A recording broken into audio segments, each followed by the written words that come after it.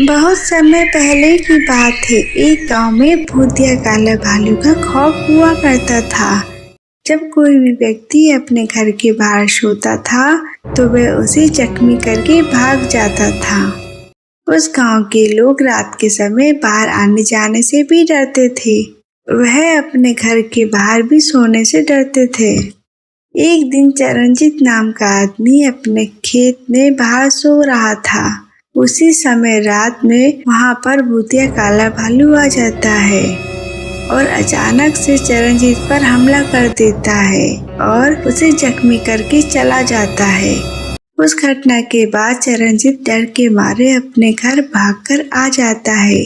चरणजीत उस घटना से इतना डर जाता है कि वह घर पहुंचकर अपने घर की सारी खिड़की दरवाजे बंद करने लगता है।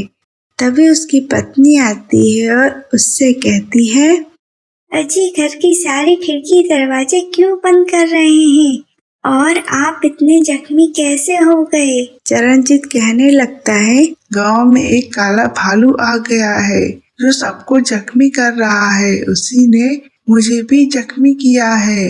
मैं अपनी जान बचाकर भागकर आया हूँ। भूतिया काला भालू चरणजीत का पीछा करते करते उस गांव में भी आ जाता है। तभी सारे गांव वाले अपने अपने घर से छुप छुप कर उस काले भालू को देखते हैं। गांव वाले उस भालू को देखकर डर के मारे अपने घरों के बाहर भी नहीं निकल रहे थे। तभी वहां पे खड़े सुरेश की बीवी कहती है, अजी देखिए तो काले भालू के नाखून कितने नुकीले हैं और वे दिखने में कितना खतरनाक दिख रहा है। सुरेश कहता है, जाओ घर की सारे खिड़की दरवाजे बंद करो, कहीं काला भालू अंदर ना आ जाए। सुरेश की बीवी भागकर जाती है और घर के सारे खिड़की दरवाजे बंद कर देती है। भालू इधर उधर सबके घरों में घूम घूम कर देखता है। उसे कोई नहीं दिखाई देता है और वह पागलों की तरह चिल्लाता है। भूतिया काले भालू के चिल्लाने की आवाज सुनकर सारे गांव वाले और ज्यादा डर जाते हैं और डर के मारे घर से बाहर भी नहीं निकलते हैं। थोड़ी देर बाद भूतिया काला भालू वापस चला जाता है।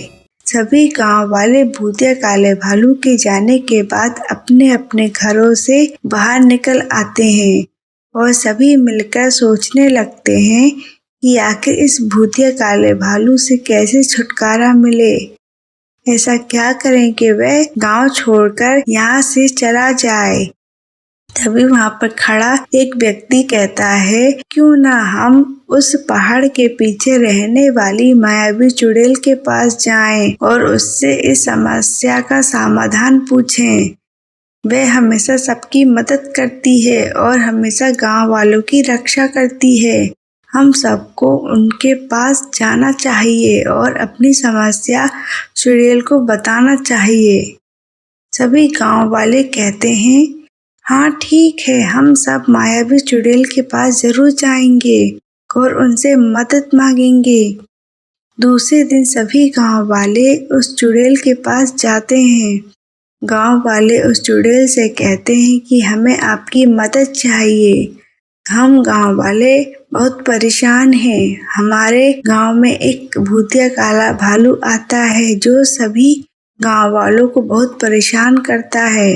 हम लोग उससे छुटकारा कैसे पाएं? हमारी मदद कीजिए। तभी मायावी चुड़ैल कहती है, तुम लोगों को भूतिया काले भालू से छुटकारा पाना है और उसे गांव से भगाने के लिए उससे भी बड़ा भालू लाना होगा। गांव वाले कहते हैं, हम लोग बड़ा भालू कहाँ से लाएं? मायावी चुड़ैल कहती है, तुम लोगों को अपने गांव के 2 युवकों का सहारा लेना होगा। उन दोनों को एक एक करके भालू के कपड़े पहनाकर उस भूतिया काले भालू के सामने लाना होगा। गांव वाले कहते हैं, ठीक है, हम लोग ऐसा ही करेंगे। यह कहकर गांव वाले गांव में आ जाते हैं। दूसरे दिन फिर से वह भूतिया भालू गांव में आ जाता है उसी समय गांव के दो युवक भालू के कपड़े पहनकर उस भूतिया काले भालू के सामने आ जाते हैं। भूतिया काला भालू अपने सामने एक बड़े भालू को देखकर घबरा जाता है। दरअसल वह एक भालू नहीं था, उस भालू के भेष में एक बहरूपिया था, जो कि उस गांव के जमींदार द्वारा भेजा जाता था। डर के मारे उस भूतिया काले भालू के अंदर का बहरूपिया अपने असली रूप में आ जाता है। थोड़ी देर में सभी गांव वाले वहां आ जाते हैं और उस बहरूपिये की असलियत जान जाते हैं।